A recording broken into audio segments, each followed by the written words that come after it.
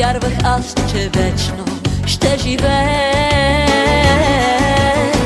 Най-хубавите ми години отне и после си замина, ала нощем още те търся.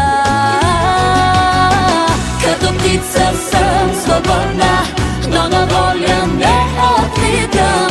От години свикнала съм да обичам само тебе. Като птица съм свободна, но на воля не... Greetings, Uncle Travelling Matt here, and today is the end of the fourth day, I think? Fourth or third, who knows, day of our Balkans trip, and it's a day where we didn't do so much in terms of travel, which was good because I was absolutely shattered after that long journey, and I was really aching and just wanted to go to bed early, but had a good night's sleep in our apartment and went to well, we didn't go very far. What we did is hire a car. Now the guy who runs the apartment, Mirsad, he said he'd come at 9:30 to help us sort the car out. To be quite frank, it took a while because things do tend to take a while in the Balkans, but it was cool. So we went to the bus station and found the time to the bus onward to Belgrade, which was useful, and then we went to this car hire place. And when we got there, it turned out that the car they said they had, they didn't actually have anymore, and they didn't have any cars, but they did have a van. So we ended up renting a white van to go around Novi Pazar.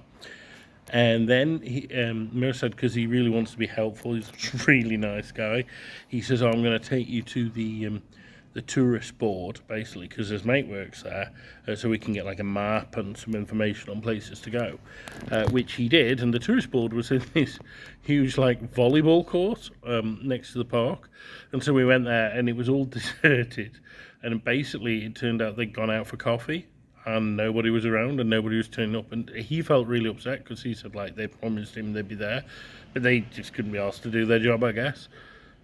So we didn't get anything from the tourist board apart from a few free postcards and a map of the whole of Serbia, which was not a lot of use to us. Anyway, what we did is we decided to go around some of the like monasteries and outlying sites. So the first one we went was the Church of St. Peter, which is apparently the oldest church in the Balkans. I don't know how true that is. It's like 12th century, which to me, it's not that old. I mean, I'm sure I've been to older churches in the Balkans, but anyway, it's certainly the oldest one in Serbia, and it's really pretty. It has some amazing gravestones that look really atmospheric and ancient, and they look really old, but they're not. A lot of them are 19th century. Unfortunately, the church was locked, so we couldn't get there. We did see the priest, who was busy tidying up, and he said he didn't know where the key is. And I guess when the priest doesn't know where the key is, there's a problem. So anyway, we moved on. We had a meal in a cafe called Legend, and yeah, that was nice. And then we went, I think it was the Stupovi Monastery, and that was in a spectacular location. It was on the top of a hill, and it was a really nice and pretty monastery, but it looked like it had been very extensively rebuilt quite recently. Now, I've read up on all the Serbian monasteries, but unfortunately not having my baggage with me means I don't have the guidebooks and the books I read on Serbia, so I can't check the information. But there was one Royal Serbian monastery that was pretty much destroyed, and I think that's Stupovi. But it was still quite atmospheric and nice, and I enjoyed it. And there was a side chapel dedicated to St. Nicholas that had some nice frescoes.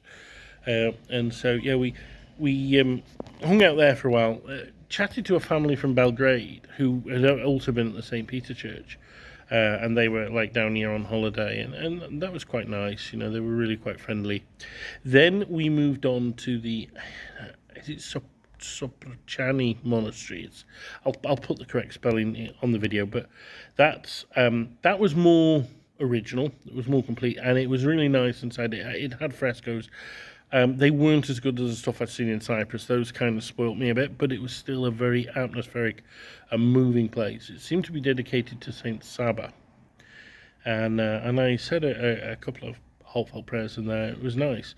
On the way back, we saw a signpost for a fortress, which we didn't find, but we found a medieval city, although the ruins were pretty, like, naff. They were just some stones on the ground, but we stopped and had a cup of tea there.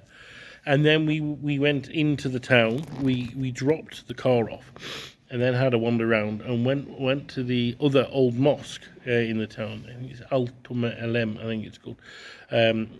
16th century Ottoman mosque. That was quite nice. It was better than the other one, I thought, but again whitewashed inside. And I do wonder, because the ones I've seen in like Albania and Bulgaria are all painted with quite nice calligraphy and like kind of motifs with like vegetation, and these are all whitewashed, but of course they're used. I mean, there is a segment of the population that is religious, and I hope they're not whitewashed because the Salafis have taken over and just want to destroy any beauty in mosques, which is what they seem to like to do. And of course, in Albania and Bulgaria, that's not the case. I hope that's not the case. Maybe it was whitewashed anyway, but I doubt it. The Ottomans did have a good kind of sense of beauty. So, yeah. So that was that. And then we went up to the fortress. We had a coffee in the fortress and wandered around there, had a little snooze, and then went out in the evening to watch the girls go by again, which is very pleasant. Interestingly, talking to Mirsad, I was talking about the religious issues. He says there's no issues with the Christians. He says it's 70-30, and that in terms of the population.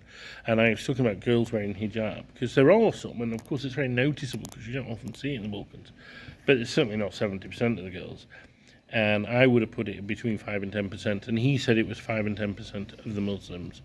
And I said, well, actually in Britain, kind of most Muslims probably wear a headscarf. That might be because they're Pakistani and it's a cultural thing. And he said, well, maybe they all should. He said, but all Muslims should drink alcohol, and I drink a lot of alcohol.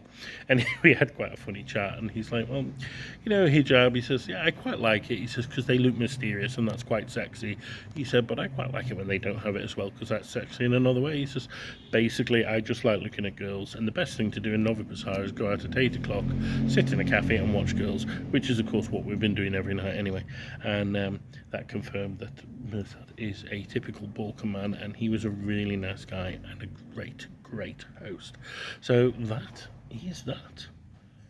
Belgrade tomorrow. Keep travelling.